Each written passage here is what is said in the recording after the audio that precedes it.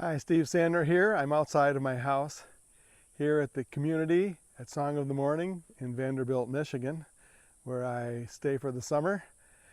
I have a gig tonight, yay! But I want to talk about the CD Going to Chicago, which I had planned to release. I had picked a date before for July 9th, and obviously that's not going to happen for a re-release of this CD, which I recorded in 1997 with some great players. So I'm going to post a couple of tracks in the next few days from the CD, so you'll be able to hear it online on Facebook and YouTube. When I recorded this in 1997, I recorded in the studio in Evanston, Illinois, Studio Media, where I recorded or worked on virtually all my recording projects over the years. Even when I recorded in Paris, I took the tracks back to Studio Media to have them mixed, and Scott Steinman especially was the main engineer on almost all of my projects. So this was recorded in 1997 with Marcus Belgrave on trumpet, who I have talked before about in some previous videos.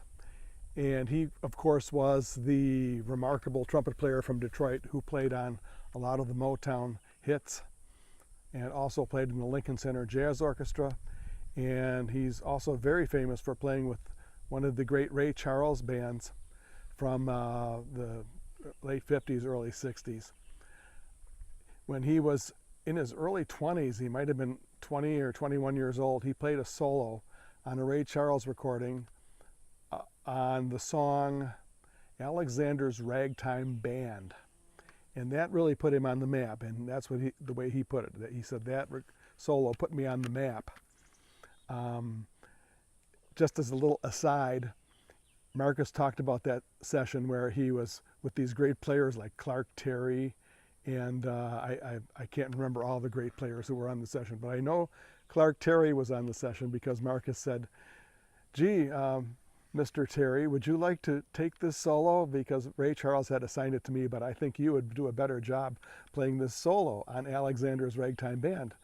And Clark Terry kind of didn't really wanted Marcus to play it, and then Ray Charles says, well, don't you want it? And I guess Marcus had a little shy side to him, but he ended up playing this fantastic solo on Alexander's Ragtime Band. I'll leave a link to that track if I can find it on YouTube. So when I did that session, it was done live in the studio on just one or two takes for each song. And the drummer was Charles McFarlane, who was a legendary drummer in Chicago and really beloved. Had just such a natural style. And incidentally, he knew how to play with me because I have, believe it or not, idiosyncrasies and quirks in my playing that have been known to frustrate other drummers. But Charles knew how to work with my quirks. For instance, I could sometimes play on too far on top of the beat. I don't want to get too technical, but which I guess you could translate as I would rush the beat a little bit sometimes. And he knew how to psychologically put an accent in that would bring me back online without me even maybe knowing it. And I loved playing with Charles McFarlane so much. We worked together for the better part of 10 years or more in the Chicago area. And every time I called Charles for a gig, he would say yes. So during that period of time, I worked with almost no other drummers in the Chicago area, and which was great because he was a fine drummer. Then on bass was Stuart Miller, who his claim to fame was he had played with the latter-day Glenn Miller Orchestra, no relation. But he also played with a lot of the great players around Chicago, and he had a range of styles from swing to trad and other things, but I mostly worked with him on playing the kind of style that I do, that straight ahead Chicago style swing, bluesy swing that I really like to play, and Stuart was especially good at that. And gosh, I haven't talked to him for a while. About due to say hello to him.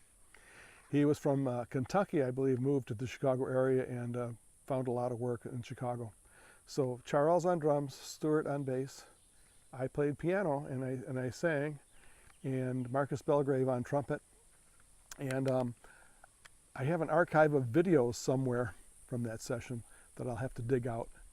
But anyway, it's not going to be re-released on July 9th, obviously, because that's past. So the plan is to release it probably in September. And as I'm taking the online musician course, Leah McHenry has brilliantly outlined how to release your recordings, CDs, or just tracks that are to be purchased online or used online. And I'm going to re-listen to that lesson and get my my house in order. The re-release is postponed, and I will post a couple of tracks soon. And thank you for listening as always. I hope you will like my Facebook artist page. Thank you.